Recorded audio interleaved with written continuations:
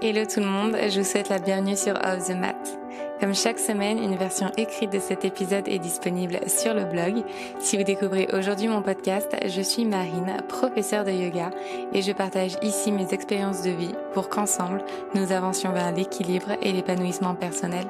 Je vous souhaite une très belle écoute. Alors, je me retrouve aujourd'hui avec Clotilde Chaumet que vous connaissez peut-être, qui est prof de yoga à Paris, également fondatrice de TI.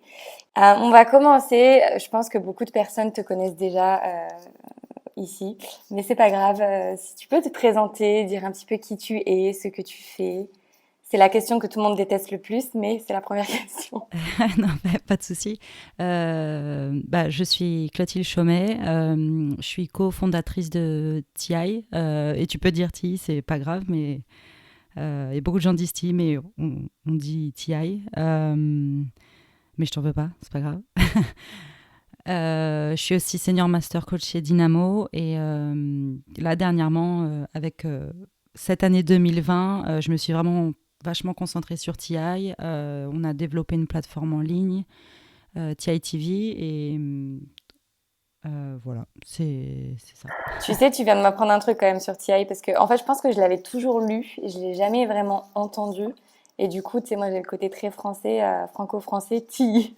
En fait, je pense qu'en anglais ou en américain, on dirait plus TI justement, mais j'aimais bien le son TI. Donc, mais en fait, tu as raison, normalement ça se dit TI, ça se dirait TI, mais voilà, j'aime bien faire les choses un peu bizarrement, donc TI. Et du coup, pour ceux qui connaissent pas, on sait jamais, c'est très intense hip-hop yoga, c'est ça? Ouais, à la base, ça vient vraiment de très intense hip-hop yoga. Et en fait, au fur et à mesure des années, ça, c'est vraiment un truc qu'en fait, on n'utilise même plus. C'est vraiment TI, et ça a pris encore un peu un autre niveau au cours du temps. Bien sûr, les playlists restent hip-hop, mais c'est devenu en fait vachement plus que ça. Donc, c'est assez cool. Ça a vraiment évolué. Avec les bols, avec la méditation, avec aussi la manière dont j'aborde les cours. Euh, J'adore ajouter en fait dans les cours TI, même dans un cours d'1 heure, des moments où c'est un peu transcendant et où on bouge différemment, où on se dépasse. Donc à la base, ouais, c'était vraiment très intense hip-hop yoga, et maintenant ça a pris une autre tournure encore plus spirituelle, en gardant vraiment le mouvement. Justement, on va y venir et on va rentrer direct dans TI du coup, parce que moi, j'avoue, c'est un sujet qui m'intéresse beaucoup parce qu'au final, je pense que tu t'es beaucoup fait découvrir justement par cette forme de yoga que tu as importé des États-Unis, ou c'est quelque chose que tu as vraiment, toi, vraiment créé de toutes pièces? En fait, moi déjà, donc je pratiquais pour moi avant. Et ma première formation en yoga, mon 200 heures, c'était en Ashtanga en Inde.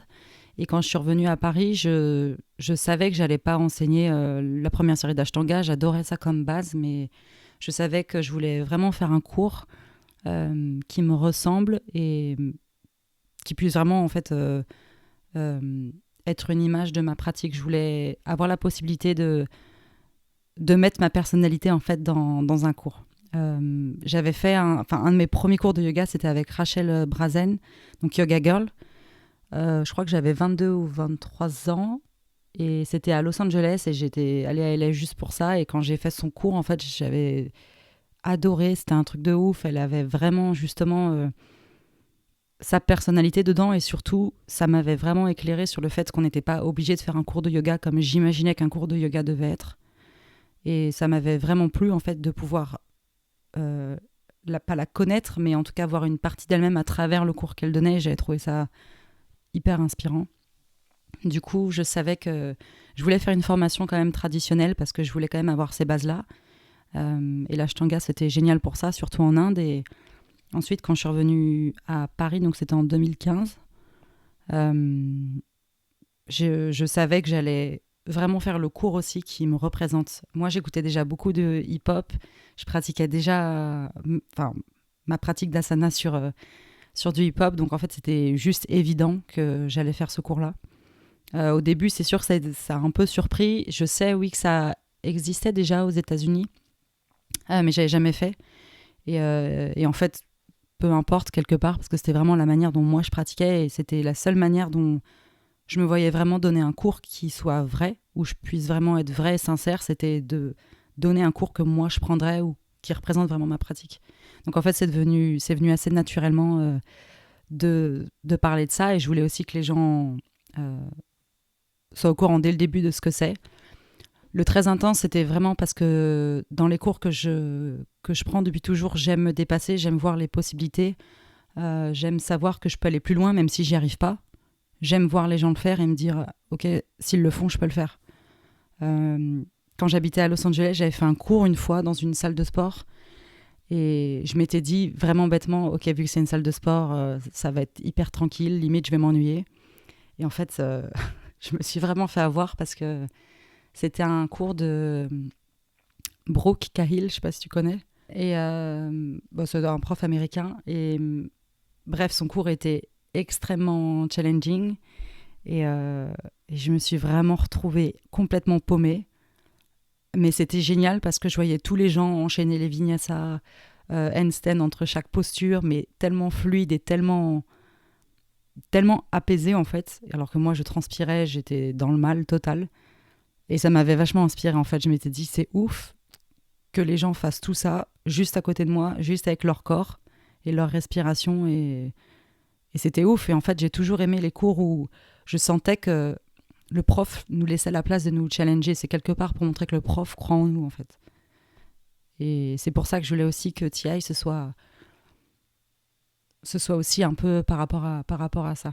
Je voulais proposer aux gens un espace, un endroit qui soit en même temps safe, mais en même temps de leur dire, OK, ça, vous pouvez le faire. Pas forcément aujourd'hui, mais en pratiquant, en ayant confiance en vous, vous pouvez le faire. Ce qui est ouf avec ce que tu enseignes aussi, et moi, tu vois, pour le coup, c'était pas ce que j'avais pris. Je crois que j'avais fait une ou deux fois une masterclass avec toi. Et pour le coup, tu vois, moi, c'est pas vraiment ce que je pratique, mais j'ai adoré en fait. Et justement, c'est ça. J'ai vraiment aimé en fait justement le côté. T'avais tout niveau en fait dans la salle, et tout le monde faisait ce qu'il pouvait faire à l'instant T, quoi. Et c'était cool parce que je pense que ça donne vraiment des perspectives. Après, je pense que les élèves qui viennent à tes cours, parce que pour la plupart, c'est quand même des filles, non? Ouais, au début, il y avait plus de filles, mais il y a de plus en plus de garçons. Et souvent aussi, il y a beaucoup d'habitués garçons maintenant. Et donc, c'est assez cool. Ils viennent tout le temps et ça, c'est cool. Ouais, ça fait sens parce qu'en fait c'est hyper challengeant justement et moi je pense on doit avoir un peu la même personnalité vis-à-vis de l'activité physique etc. Donc, dès que tu as un côté un peu genre ça me challenge, je sais que voilà je peux y arriver, je peux le faire, j'ai envie de me dépasser et je pense qu'il y a beaucoup de personnes qui se retrouvent là-dedans. Je pense que c'est aussi ça qui fait que ça fonctionne bien, c'est clair.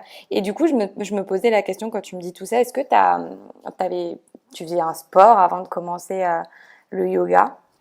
Bah, déjà, merci pour m'avoir dit que tu avais aimé les masterclass, enfin, les workshops. Ouais, j'ai toujours fait du sport. Mes parents faisaient beaucoup de sport, donc après, j'ai fait un peu plein de trucs. J'ai fait beaucoup de courses à pied, j'avais fait un peu de trail, j'avais fait de la natation, j'avais fait beaucoup d'équitation. Euh, j'ai fait pas mal d'escalade. Ma mère était prof de ski. Snowboard, je suis passionnée de surf. C'était mon rêve quand j'étais petite de faire un sport-études surf. Mes parents m'ont jamais pris au sérieux. Et du coup, maintenant, je surfe quand je peux. Là, clairement, c'est pas très souvent, mais c'est vraiment, vraiment, vraiment une passion. Quand j'habitais, pareil, à Santa Barbara, j'y allais tous les jours et c'était incroyable.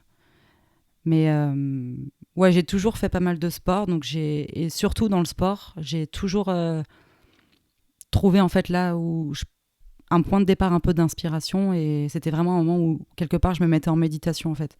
Pour moi, le challenge, ça se rapproche un peu à cet état méditatif où tu arrives à passer une certaine phase en fait, comme une certaine... Tu arrives dans un certain endroit où l'effort se transforme et c'est quelque chose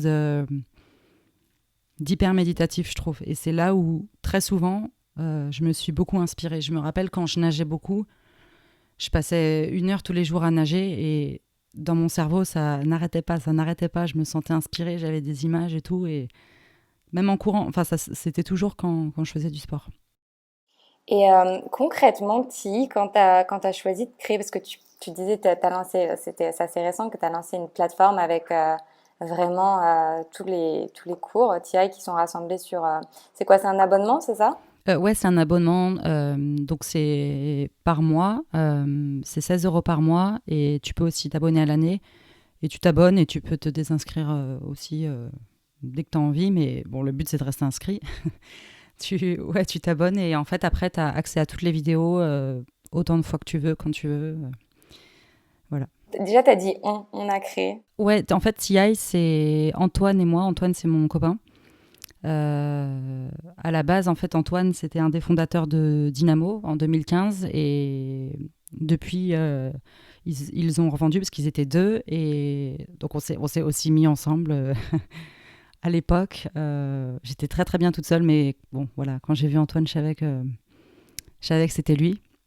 Il n'y avait pas de doute. On est hyper hyper hyper différents, mais je pense que c'est pour ça que ça marche très bien. Moi, je suis complètement dans la lune, j'ai la tête dans les nuages complètement. Bref, on me demande souvent comment je peux être comme ça alors que je suis taureau, etc. Mais bon, quelque part, je suis comme ça marche. Et lui, il est très terre à terre, très rationnel. Donc, on se retrouve bien là-dessus. Et du coup, en fait, TI, c'est nous deux depuis le début. Euh, Antoine travaille vachement sur tout ce qui est bah, logistique, créer le site, créer la plateforme, etc. Et moi, je m'occupe vraiment des cours, des contenus. Voilà. Et il y a plus aussi chacun de notre côté, mais en gros, on va dire que c'est ça. Et de tout, du début à la fin, ça a été ça, même pour les collections de vêtements, pour les retraites. C'est vraiment nous deux à chaque fois. Ah, du coup, vous avez. Ah, ouais, c'est vrai que j'avais vu la collection de vêtements qui est méga cool, dans la lignée de ce que tu fais de toute façon. Et des retraites, du coup. T'as déjà commencé à en faire ou c'est pour le moment, c'est à l'état de projet? J'en avais déjà fait une il y a longtemps, je crois que c'était en 2016 à Cuba, chez mon ami qui a un centre de yoga à Cuba qui s'appelle My Yoga. Et là, on en a fait une en 2019 à Guétari. C'était avec Céline Femme qui était chef. Et c'était top. C'est vraiment, vraiment top. Parce qu'on adore, tous les trois, Antoine, Céline et moi, on adore le sud-ouest. Et être à Guétari, c'était vraiment génial. Euh, Là, on devait en faire en 2020, mais avec tout ce qui s'est passé, on l'a annulé.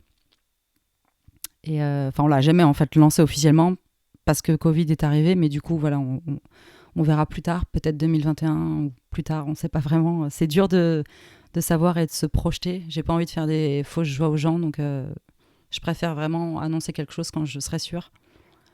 Mais ouais, on fait des retraites, normalement au moins une fois par an. Et la collection de vêtements, c'est depuis le début aussi.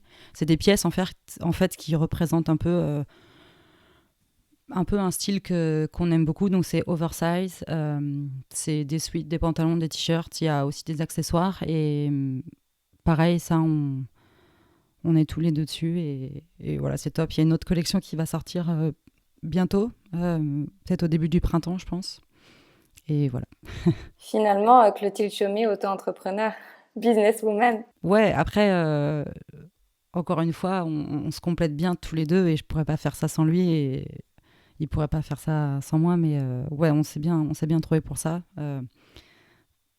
On partage vraiment et le personnel et le professionnel et c'est pas facile, mais plus on, plus on le fait justement ensemble, plus ça marche bien et je trouve que c'est hyper gratifiant et c'est hyper agréable de voir que on a ces deux côtés et qu'on s'entend très bien avec ça. Ouais, c'est top. Et pour le moment, tout est en français, c'est ça? Ouais, pour l'instant, tout est en français. Sur TITV, on a prévu de faire des vidéos aussi en anglais, probablement au courant de cette année, en 2021. Donc, ouais, c'est quelque chose qui va venir aussi, mais on voulait quand même vraiment commencer en français. Surtout je pense qu'il y a beaucoup de demandes aujourd'hui en France. Ouais, parce qu'en anglais, il y a beaucoup de trucs qui sont top, mais c'est vrai qu'en français, bah, il y en a moins. Il y en a qui sont très bien, mais il y en a moins aussi. Donc, C'est vrai que toi et moi, je pense qu'on n'a pas de difficulté avec l'anglais, mais c'est vrai que moi, je me suis rendu compte que bah voilà, il y avait une très forte demande aussi en français. C'est pour ça que moi, j'ai préféré pour le moment, en tout cas, tout faire en français, parce que je pense que quand il y a un manque, justement, il faut répondre à ce manque-là pour apporter pour apporter bah, voilà, ce qui manque en France au final. Et est-ce que tu as... Parce que alors, du coup, tu viens pas... Moi, je pensais, tu vois, je pensais que tu venais du sud de la France. Je me suis plantée. Non, moi je suis née à Paris. J'ai grandi, je suis vraiment dans Paris, rue Montorgueil, rue d'Hauteville, tout ça, genre à fond dans le centre. À mes 7 ans et demi, 8 ans, mes parents ont déménagé au Pouliguen, en Bretagne, parce qu'ils en avaient marre de me voir grandir dans Paris. Et en fait, c'était top parce que du coup, on habitait en face de l'océan, c'était génial. À mes 13 ans, j'ai redéménagé en banlieue quand mon père est décédé. Ma mère travaille chez Air France, elle est hôtesse de l'air, donc c'était juste beaucoup plus simple de retourner vers Roissy. Et ensuite, à 16 ans, ouais, 16 ans, je suis partie en Californie, à Santa Barbara. Et quand moi, je voulais rester là-bas, mais je devais revenir passer mon bac. Et quand je suis revenue, mes parents avaient déménagé à Tours. Et je suis restée chez mes cousines vers Paris pour terminer mon lycée. Et après, je suis retournée à Paris au début, pas de mes études, parce qu'en fait, j'ai jamais fait d'études, parce que j'en avais aucune qui me plaisait assez pour m'investir dedans. Mes parents me harcelaient, ma famille me harcelait pour que je fasse des études, et j'en ai jamais fait pour essayer de leur faire plaisir. Je m'étais inscrite en fac d'espagnol, parce que c'était le seul endroit où il restait de la place, à la Sorbonne, et je suis allée 2 heures dans un amphi, j'ai dit que je retournerais plus jamais, et j'y suis plus jamais retournée. Euh, je savais qu'en fait, il n'y avait aucune étude qui me plaisait, et je savais que je voulais faire quelque chose différent. Je savais pas exactement quoi, je savais ce que c'était mes passions, le yoga. Je sais pas pourquoi j'ai jamais adoré le mot développement personnel, mais en fait, quelque part, c'est ça. Et je savais qu'il y avait autre chose, et c'était pas ça qui me parlait. À l'époque, quand j'ai passé mon bac, je voulais aussi absolument faire du théâtre.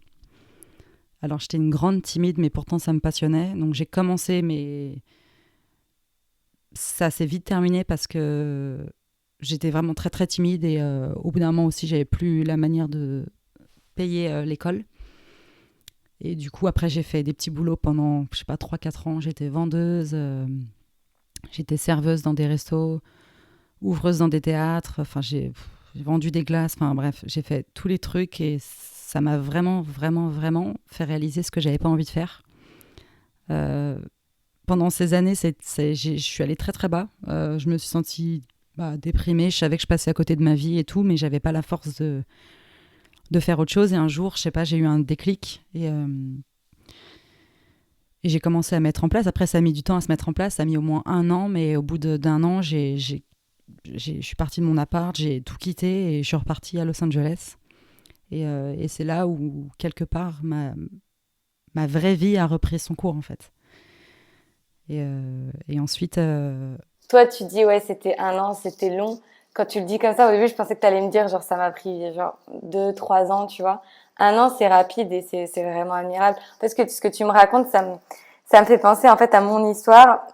Vous savez que moi, tu vois, moi, j'avais fait pour le coup, moi, j'avais ce côté très, il faut faire des études, et je me suis poussée, en fait, pendant des années, en école de commerce, dans des grosses boîtes, pour faire du marketing, etc. Mais jamais, moi comme toi, jamais je me suis sentie à ma place en fait en amphi, à écouter des cours, etc. J'ai fait beaucoup d'expériences en entreprise, c'était la seule chose qui me plaisait. Et jusqu'à un moment en fait où comme toi, je suis descendue très bas. Je me suis rendu compte que c'était pas du tout la vie que je voulais vivre, que ça me correspondait pas du tout. Et comme toi, tu vois, pourtant j'ai eu mes diplômes, enfin j'ai continué, mais je me suis poussée quoi. Et j'arrivais bien, tu vois, genre j'étais bonne en cours, mais je détestais ça, jusqu'à ce que je découvre le yoga et qu'en fait je me rends compte que c'était le mouvement qui me plaisait, tu vois, c'était d'être là, et maintenant que j'enseigne encore plus, tu vois, le côté genre je transmets et je donne ce que j'ai appris de la vie, quoi. ouais, ouais, c'est fou comme, ouais, on se fait des idées parfois, mais sur ce qu'on doit faire, sur ce qu'on est censé faire, et c'est aussi vachement par rapport à de quelle manière on va être vu.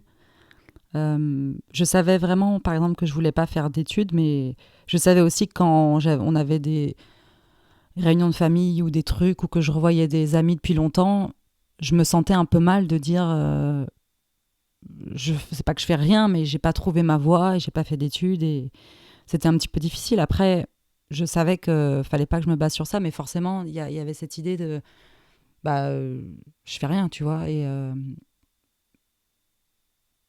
ouais, après, Le fait de partir à 16 ans, ça m'a aussi en fait mis une énorme claque, mais c'était une des meilleures années de ma vie et j'ai vraiment réalisé ce que j'aimais. À Santa Barbara, j'allais surfer tous les jours, je faisais du yoga.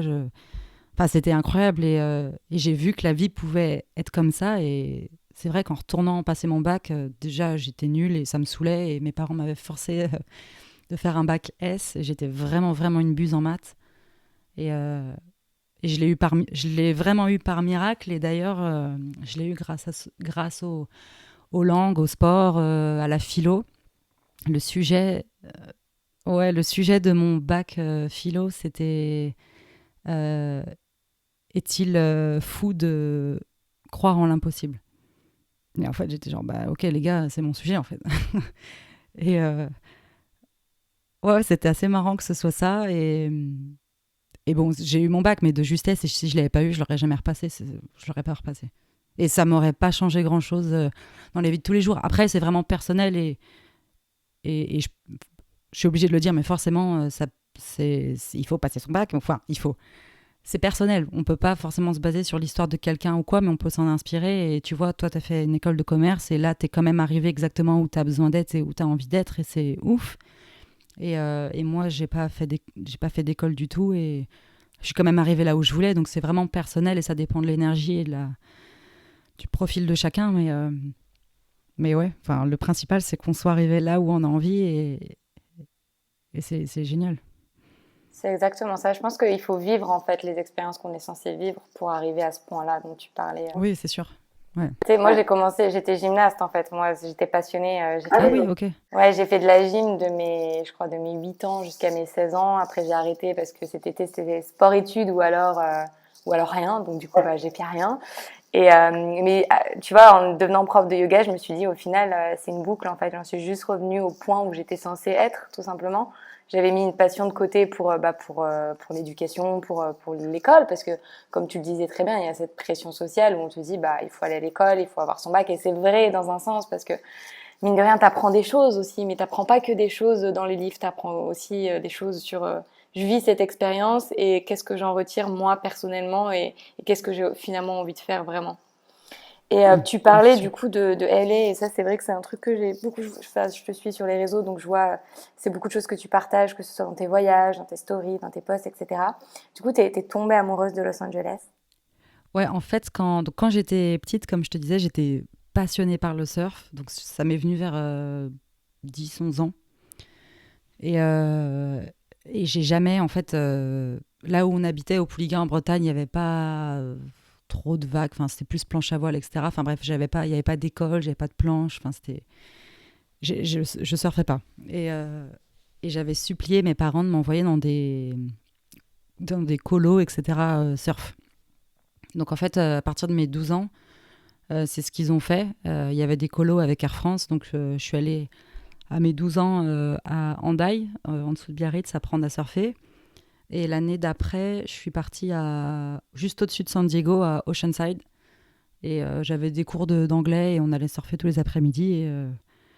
Et c'est la première fois que j'allais en Californie et c'était un coup de foudre. C'était comme retourner à la maison en fait. C'était incroyable comme sensation, mais j'avais 13 ans et je me suis dit, waouh, c'est incroyable. Enfin, je savais qu'en fait, quelque part, c'était en moi, comme si j'avais déjà vécu. Et depuis, en fait, on y est retourné assez souvent parce que mes parents étaient chez Air France. Donc, ça, c'était une chance de pouvoir voyager assez facilement. Mais on y est retourné assez souvent. Et à mes 16 ans, quand j'ai eu une espèce d'instinct de survie, il fallait absolument que je parte. Enfin, ça se passait pas très bien avec mes parents. Et j'avais besoin de... C'est bizarre à dire, hein, ça fait un peu... on se dit, ok, la fille, elle avait 15 ans, 16 ans, mais j'avais vraiment besoin de partir. En fait, c'était presque vital. J'avais perdu mon père quand j'avais 11 ans, très brutalement, et c'était en fait ma manière de vivre en fait son départ et son décès. J'avais jamais pleuré une seule larme jusqu'à ce que j'arrive à Santa Barbara à mes 16 ans. Et là-bas, j'ai pleuré tous les jours et j'écoutais toutes les musiques qu'il écoutait tout le temps. Il était musicien. Et, euh, et ouais, en fait, j'avais besoin inconsciemment d'aller là-bas pour vivre ça pour moi, pour passer sur cette douleur et sur ce manque. Et pour aussi découvrir, en fait, le reste de ma vie, en fait. Euh, le surf, pouvoir continuer de surfer, le yoga, voir ce mode de vie californien, tout ce qui est autour de prendre soin de soi, de tout ce qui est holistique, spirituel et tout. En fait, je l'ai vraiment découvert là-bas, en y habitant. Et donc, à 16 ans, à Santa Barbara, c'était fou. Et depuis, j'y retourne assez souvent. À mes 24 ans, comme je te disais, j'ai tout plaqué. Je suis retournée. J'étais autant à Santa Barbara qu'à LA, parce qu'à Santa Barbara, c'est quand même plus petit. C'est plus une ville de famille, c'est familial, c'est surfeur, c'est très chill. LA, c'est quand même plus une grande ville et il se passe plus de trucs. Et, euh, et là-bas, en fait, je vivais vraiment à l'arrache. Enfin, j'avais pas de visa de travail, donc via des amis, je donnais des cours de surf. Je cuisinais pour une série télé aussi. Et pour une série télé, pour les gens qui travaillaient pour la série télé. Donc, on était sur le set, mais on faisait juste le repas, mais c'était assez cool. C'était une série télé du père de Robin Thicke. Enfin, c'était chez Robin Thicke, c'était assez marrant. Et c'était hyper hippie, c'était hyper chill, mais c'était génial. Et encore une fois, je savais que j'étais là. Et un jour, quand je suis allée surfer, euh, à Rincon, c'est un spot à Santa Barbara. Je sais pas si tu connais le livre de Patagonia où il y a une photo où on voit des vagues sur un spot de surf. C'est un livre hyper connu. Let My People Surfing, je crois, ça s'appelle en anglais. Enfin bref, c'est cet endroit-là. Et à chaque fois que je vois cette couverture sur ce livre, je me dis putain. Bref, parce que c'est tellement de souvenirs. Mais bref, un jour, j'étais allée là-bas. Et je sors de l'eau et il y avait un mec complètement random. Il n'était pas là pour surfer, je sais pas ce qu'il foutait là. Et il me dit oh, est-ce que tu veux que je te lise les lignes de la main. Bon, j'étais genre vas-y, ok, pourquoi pas, tu vois. Bon, il avait l'air complètement à l'ouest. Je sais pas si ce qu'il disait c'était vrai, mais je me suis dit le mec est là, il me propose ça, je sais pas d'où il sort, vas-y. Et il regarde ma main et en fait, c'est marrant parce que ça sortait vraiment nulle part, mais le premier et le seul truc qu'il m'a dit, c'était bon, tu vivais ici dans une ancienne vie. Et j'aimerais lui dire c'est clair, mais bien sûr, tu vois, enfin quelqu'un qui me le dit, enfin quelqu'un qui voit ça. Et non, mais c'était juste ça, c'était juste une anecdote, mais c'était marrant que je sais pas d'où il sortait ce mec et il m'a dit ça. Et peut-être qu'il l'a dit, ça se trouve il le pensait même pas, mais moi en tout cas ça m'a tellement marqué et c'est vrai, je pense que dans une autre vie j'habitais là-bas et voilà, donc maintenant dès que je peux j'y retourne. Dans le futur c'est sûr que je planifie d'y retourner beaucoup et c'est chez moi en fait, c'est vraiment l'endroit qui me fait résonner le plus. Après j'adore la France forcément, j'ai plein de choses à y faire, j'ai toute ma famille qui est là donc la question ne se pose même pas. Enfin, j'adore, mais j'adore avoir cet équilibre entre les deux aussi. J'allais te demander justement, est-ce que tu te verrais y vivre, mais au final, tu as répondu, tu te ferais plus un peu genre, un peu à LA, un peu en France, et puis en alternance au final. Ouais, après, comme je disais, j'ai ma famille qui est là, j'ai ma petite sœur, euh, j'ai toute ma famille, donc c'est sûr que. Puis j'adore la France. Enfin, je veux dire, c'est génial. En plus maintenant, j'ai tous mes élèves et là, il me manque de ouf avec les confinements, etc. Mais je peux pas ne pas être là parce que j'ai toutes ces personnes, mes élèves, mes potes, ma famille, c'est important et je sais que quand même pour me sentir bien, j'ai aussi besoin ouais, d'être là-bas. Donc je sais pas comment ça se passera dans le futur, mais il y aura forcément un équilibre des deux. Ouais. Ouais, je comprends. Je comprends. Moi, ça me manque aussi. Enfin, tu vois, le fait d'être loin de la France, même si, bah, tu vois, j'ai ce truc où je me sens trop bien à Bali et je kiffe ma vie et je me rends compte que bah, il y a une vie différente qui est possible versus la vie que j'avais à Paris. Mais je pense pas que je serais capable de retourner vivre à Paris vraiment parce que la ville, je me rends compte, enfin, le côté ville vraiment me correspond pas du tout. Mais la France, de façon plus générale, pourquoi pas, tu vois. Mais je comprends ce que tu dis par rapport au fait qu'au final, ta vie, c'est aussi ETI, c'est tes projets, c'est tes élèves, et du coup, tu ne te verrais pas juste quitter complètement la France, quoi. Ce serait quitter une partie de ta vie. Ouais, en fait, j'ai vraiment grandi avec. Donc, c'est ma mère et mon beau-père qui sont chez Air France, mais donc il y avait toujours des voyages, ils partaient tout le temps, c'était normal de les voir partir et d'être loin les uns des autres. Quand je suis partie aussi plusieurs fois aux États-Unis, j'étais loin de ma famille, mais c'est vrai que maintenant, c'est juste, j'ai ma petite sœur qui a 11 ans et on est très proches, et j'ai ma mamie qui est là aussi, et c'est des choses dont j'ai pas envie de passer. Enfin, des choses, c'est pas des choses, c'est des personnes dont j'ai pas envie de passer à côté de tout ça. Et je pense, du coup, un équilibre. Je pense que l'équilibre, pour ça, c'est le mieux. Mais c'est sûr que là, Paris même, depuis quelque temps, c'est pas la folie. Enfin, dernièrement, entre les grèves, les gilets jaunes, c'était violent. Il y a eu les grèves où, bon, c'était pas grave, on devait marcher partout, mais c'était quand même éprouvant et émotionnellement, c'était pas facile en fait. Il y avait vraiment une énorme énergie et une vibe dans la ville qui était lourde.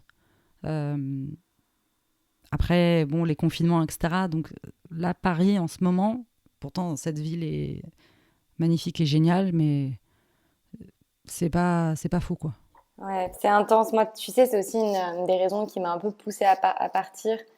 Parce que je me suis vite sentie oppressée et je sentais, j'absorbe pas mal, tu vois, je pense que tu dois être pareil, les énergies, les émotions, etc. Pour moi, c'était genre, j'arrivais plus à gérer, en fait. C'était trop, quoi.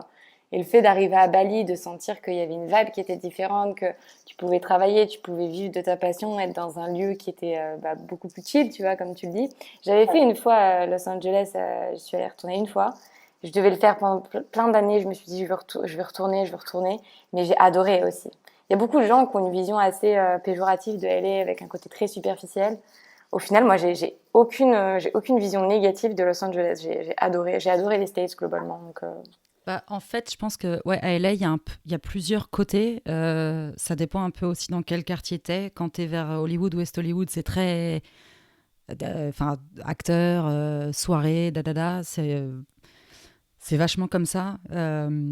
Et en fait, dès que tu vas plus vers l'océan, la vibe devient beaucoup plus chill. Et si tu sors de LA, comme je te disais, à Santa Barbara ou même moins loin, Manhattan Beach et tout, c'est vachement chill. C'est des familles, c'est des surfeurs. Enfin, c'est vraiment, vraiment hyper tranquille.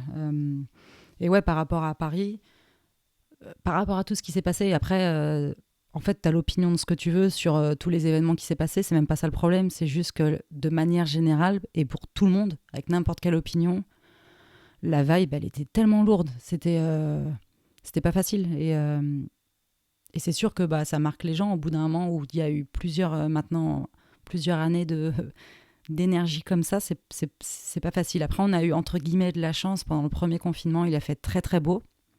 Donc, au moins, ça, c'était un truc positif. Mais ça nous a aidé, je pense, à passer le truc. Mais bon, voilà. Enfin, je suis contente de plus être dans Paris. Et voilà. je sais que depuis que tu avais fait justement le teacher training de Dylan, il y avait beaucoup de choses qui avaient évolué, qui avaient changé dans ton enseignement, notamment les bols. Et j'aimerais bien qu'on parle un peu de ces bols, justement. Moi, je suis assez curieuse. Je te cache pas, j'ai mis tes médites. C'est des médites que je crois que tu as sur Spotify que je fais régulièrement. Ah ouais, ok, super. Du coup, je serais intéressée que voilà, tu nous parles un petit peu des bols, des effets sur le corps et comment tu les utilises dans ton enseignement et dans ta pratique perso aussi. Ouais, avec plaisir. Alors, juste les bols et cet apprentissage, enfin, ça avait pas directement un rapport avec le training de Dylan, à part que une de ses profs, Merci, et son mari Das sont vachement dans le sound healing, etc. J'avais déjà pris la décision avant le 300 heures avec Dylan de faire cette formation de bol. Et pendant les 300 heures, donc j'ai rencontré Merci et Das sur la formation et on en avait parlé. Ils m'ont aussi vachement parlé du Kundalini. Euh, Das m'avait dit il faut absolument que tu fasses du Kundalini. J'étais genre ok. Et en fait, après la formation des bols, c'était à Los Angeles encore une fois. Euh, J'avais fait je sais plus quand, un sandbass à LA, vraiment par hasard. J'avais envie de faire un cours handstand, un truc hardcore, tu sais, un truc vinyasa, plus et tout. Et en fait, à l'horaire où j'étais dispo, j'ai pas trouvé. Et il y avait un centre de méditation à Venise où ils proposaient à ce moment-là un sandbass. Et je me suis dit, bah, vas-y, j'y vais vu que j'en ai jamais fait. Et en fait, c'était fou.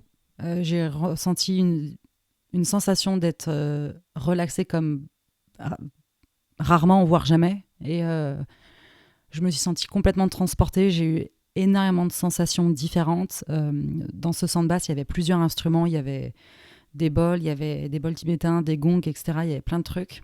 Et au moment des bols, c'est là où j'ai vraiment ressenti, donc des bols en cristaux, c'est là où j'ai ressenti la sensation la plus incroyable et j'étais complètement ailleurs.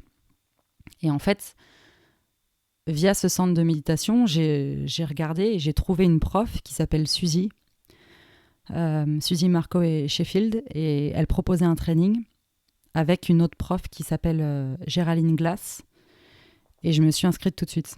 Je me suis dit, j'ai ressenti, j'ai vraiment eu cette sensation forte, cet instinct, ce que j'aime bien appeler ce GPS à l'intérieur de moi, qui m'a dit, il faut absolument que tu le fasses. Je savais que je voulais avoir ça dans ma vie, que je voulais apprendre à le faire et je savais que je voulais le partager. Donc j'ai fait ce training à LA, c'était chez Géraldine Glass. À l'époque, maintenant, elles le font en ligne. Et donc j'ai passé, c'était 4 ou 5 jours, je crois, à apprendre les techniques de son, à apprendre ou revoir en fait les chakras, les glandes du système endocrinien, tout ce qui est technique de son, la musique, le solfège, utiliser sa voix, etc. Et bien sûr, comment jouer les bols. Et en fait, c'était incroyable, c'était complètement des nouvelles connaissances pour moi, surtout le solfège.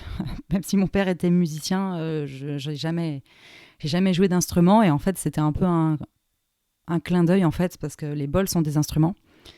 Donc, c'était assez marrant, en fait, de voir après, surtout en 2019, ça a été une longue année pour moi, en fait, de revenir sur mon père, etc. C'était assez intense, justement, pendant le 300 heures de Dylan, il y a eu beaucoup de choses qui se sont passées. Après, cette formation avec les bols et les techniques de son et tout, ça m'a replongé là-dedans, le Kundalini aussi, justement. Et en fait, c'était assez marrant, en fait, d'avoir tout ça dans cette même année. Et ouais, c'était génial. Et en fait, je me suis dit que tout de suite, j'allais en faire à Paris. Donc, j'ai commencé à faire des sandbass. Donc, moi, j'utilise des bols en cristaux que j'ai via ma prof Géraldine Glass. Donc, ils viennent de... Je sais plus si c'est Utah ou Arizona. Ils sont faits, en fait, vraiment dans des fours exprès. C'est 2 personnes qui s'occupent de ça. C'est un scientifique et un prof de méditation. Et...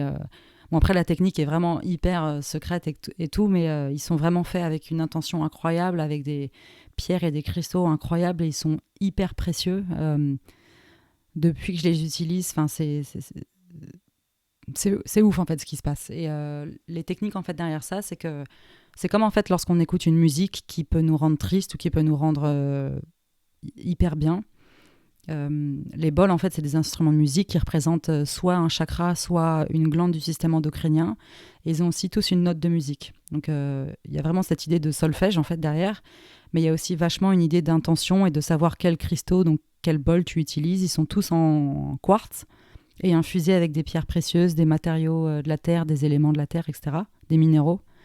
Et selon ça, en fait, tu peux savoir aussi quel bol jouer, quelle intention donner, comment utiliser justement tel ou tel cristaux va avoir plutôt ces propriétés ou ces qualités-là.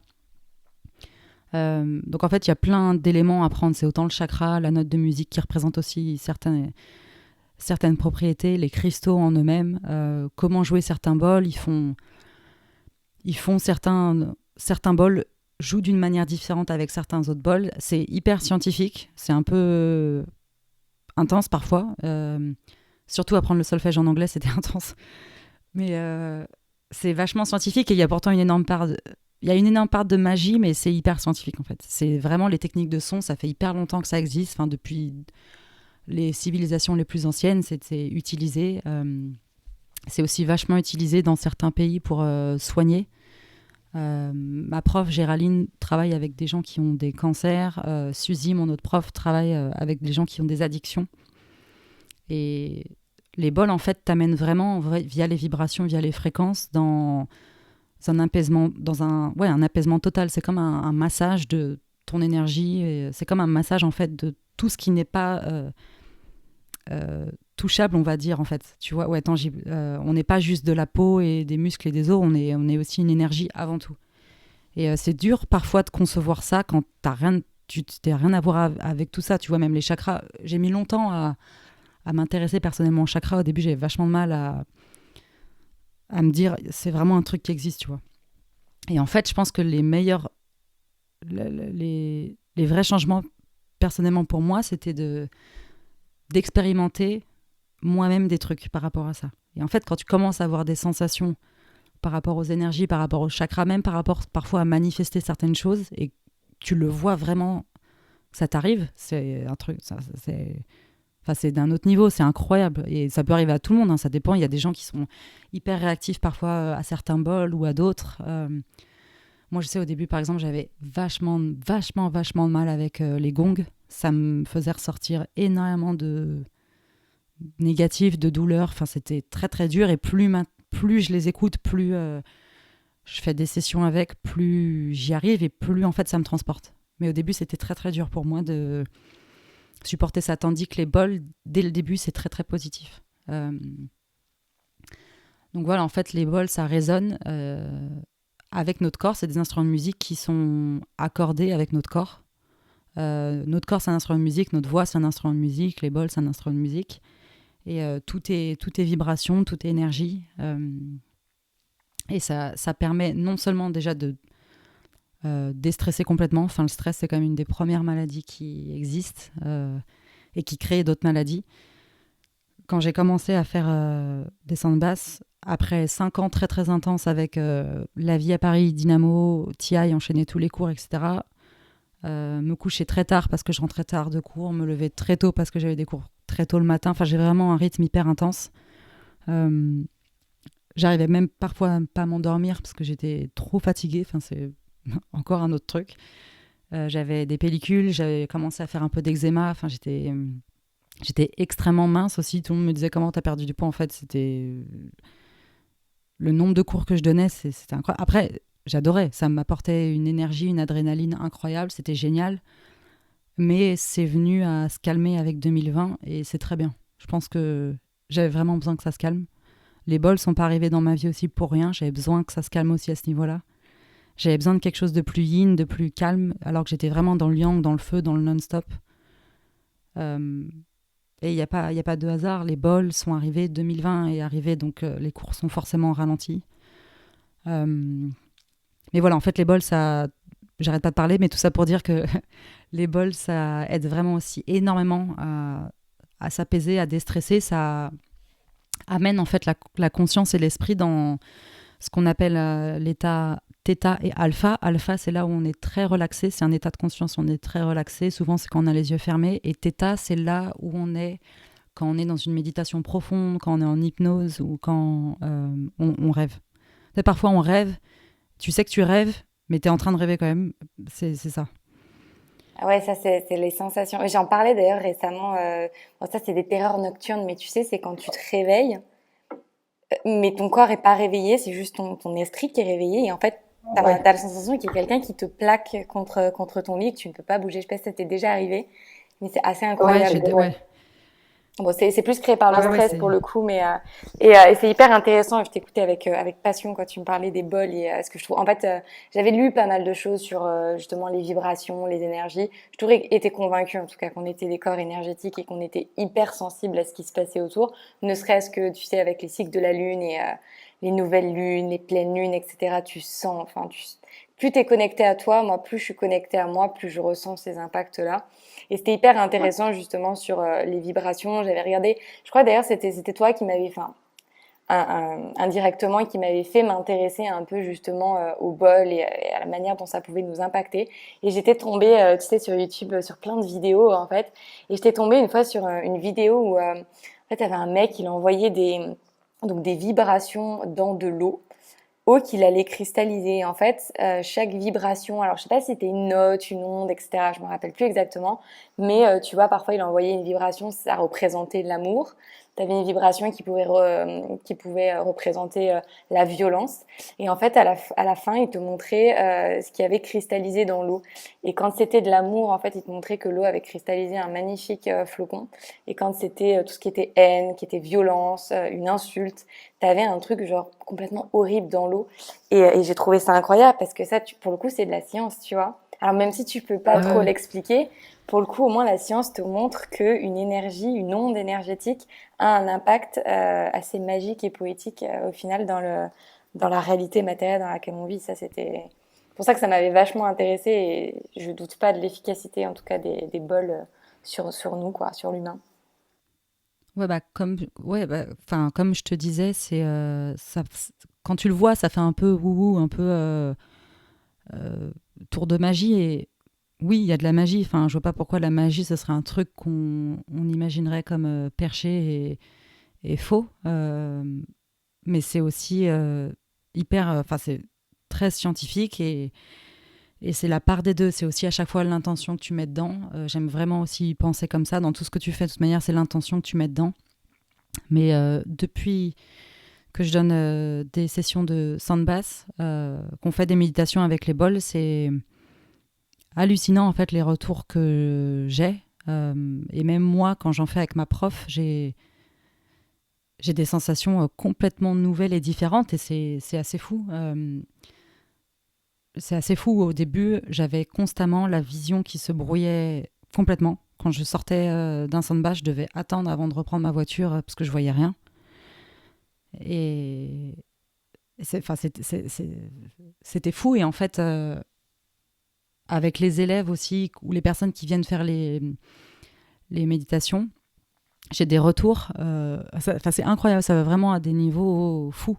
C'est Mais c'est génial en fait, parce que les gens parfois sont un peu réticents, et c'est souvent les gens qui sont plus réticents en fait qui en ressortent encore plus chamboulés. Et c'est marrant parce que je le sens, j'ai même des amis à qui j'en ai fait, et ils étaient genre, souvent des mecs, ils sont genre, oh là là, c'est quoi ça?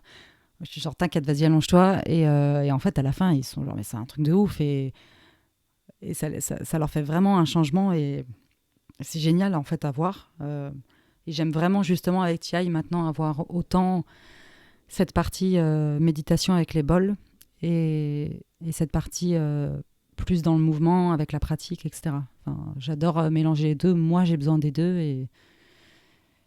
et c'est pour ça que j'adore proposer les deux à TI et sur TI TV, etc. Hier soir, on a fait une cérémonie de nouvelle lune, puisque c'était la première nouvelle lune de l'année en 2021 et enfin, c'était hyper fort, c'était incroyable. Et même si on était en live, enfin sur TI TV, c'était tellement fort. Enfin, on sentait vraiment la présence de tout le monde. On se sentait vraiment hyper connectés ensemble. Et ouais, les bols ont résonné, ils se sont fait plaisir. Et c'était, ouais, non, c'était super. Enfin, c'est hyper fort en fait quand on commence à sentir ces connexions, quand on commence à se tourner vers soi-même, quand on commence à sentir que, comme je te disais, on n'est pas juste un truc physique, tu vois, il y a tellement à l'intérieur et dans ma vie, et je suis sûre que toi c'est pareil, j'ai tellement de fois senti à quel point quand tu manifestes quelque chose, ça arrive et souvent les gens savent pas trop comment manifester et en fait, c'est important de savoir qu'on peut rien avoir sans que ça passe par quelque chose d'énergétique avant. C'est forcément une vibration, c'est forcément une énergie. Et si on réussit à avoir quelque chose qu'on veut vraiment sans ça, un jour on le perdra parce qu'on n'était pas vraiment à 100% ce truc-là. Et je pense que d'abord, avant de vouloir quelque chose, il faut vraiment être cette énergie, il faut être cette vibration, il faut y penser tous les jours, il faut penser à ça tous les jours, il faut déjà le visualiser, il faut savoir dans ta tête que ça va se passer et que toi, tu es déjà ça. Et ensuite, comme tu es déjà cette énergie-là, tu es déjà tellement en train de le manifester, en train de vivre cette énergie et cette vibration. Ensuite, quand ça arrive à toi, tu l'as à 100% et de manière la plus vraie et la plus puissante possible parce que tu l'as manifesté pendant X temps et c'est exactement cet état où tu devais te mettre pour avoir ce que tu as envie de réaliser. Ça peut paraître un peu perché, mais ça marche vraiment comme ça. Enfin, je me souviens, j'ai déjà eu des moments où je manifestais tellement les trucs que quand ça arrivait, et ça arrivait, c'est pas quand ça arrivait, c'était limite, je pouvais prévoir ce qui allait se passer dans le futur. Enfin, c'est un truc de ouf. Et c'est un exercice. Quand tu t'arrêtes un peu de le faire, tu le perds. Il faut retourner dans cet état d'esprit. Il faut recommencer l'exercice. Mais enfin, c'est incroyable. Mais j'arrête pas de parler, je suis désolée. T'excuses pas, au contraire, c'est hyper intéressant. Que je suis hyper convaincue de ça, la manifestation, la loi de l'attraction, etc. C'est ce que tu incarnes en fait. Donc du coup, c'est toutes ces énergies que tu communiques quand tu rentres dans une pièce, juste quand tu vis ta vie de tous les jours, et c'est ça qui attira à toi au final le message que t'envoies. Tu vois, on dit souvent, t'attires à toi ce que tu penses mériter. Si tu penses que tu mérites, je sais pas, d'aller vivre à Bali, bah un jour tu vivras à Bali, quoi. Donc ça, j'en suis persuadée. On va terminer. Je vais juste te demander quels sont tes projets pour 2021. Alors, en 2021, et encore une fois, selon ce qui va se passer avec Covid et tout, donc c'est très aléatoire de ça. Enfin, c'est très dur de pouvoir prévoir, mais en mettant ça de côté, je suis en train de travailler sur un 200 heures. Donc j'espère que ce sera possible de le faire cet été ou en automne. Après, encore une fois, rien n'est sûr avec tout ce qui se passe, mais en tout cas, je travaille vraiment dessus à fond.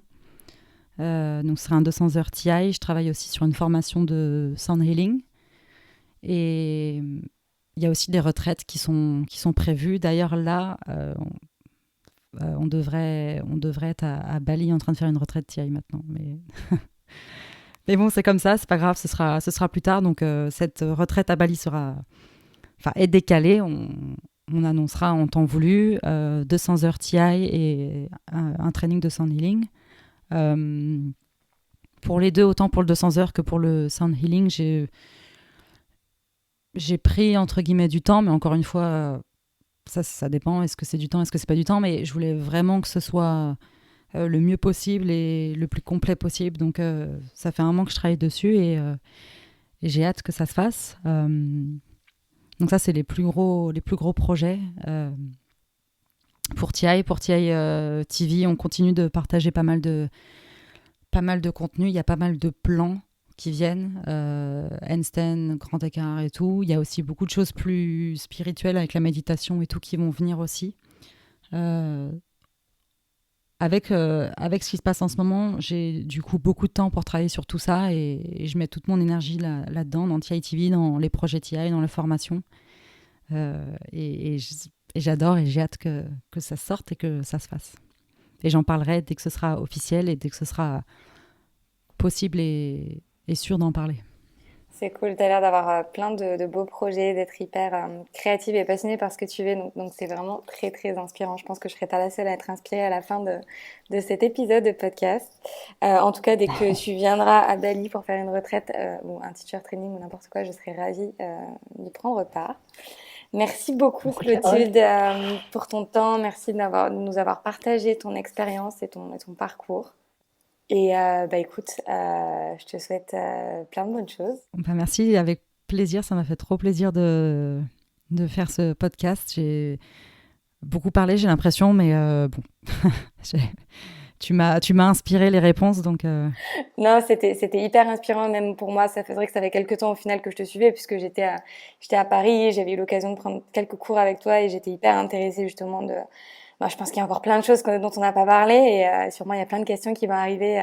Je vais recevoir des messages. Ah, je voulais savoir ça, je voulais savoir ça. Mais ouais, c'était hyper inspirant et très cool de t'avoir sur Off the Mat du coup. Merci encore et je te dis à une prochaine. Merci beaucoup et j'espère te voir un de ces quatre, j'espère bientôt. Et mais encore merci. J'espère que ces mots résonneront en vous et qu'ils vous inspireront dans votre chemin de vie. Si cet épisode vous a plu, n'hésitez pas à écouter le reste de la playlist et à rejoindre dès aujourd'hui Luna, une communauté bienveillante que j'ai à cœur de guider chaque semaine vers le bien-être et la pensée positive au travers de mots doux inspirants. Encore merci pour votre écoute et je vous dis à très vite.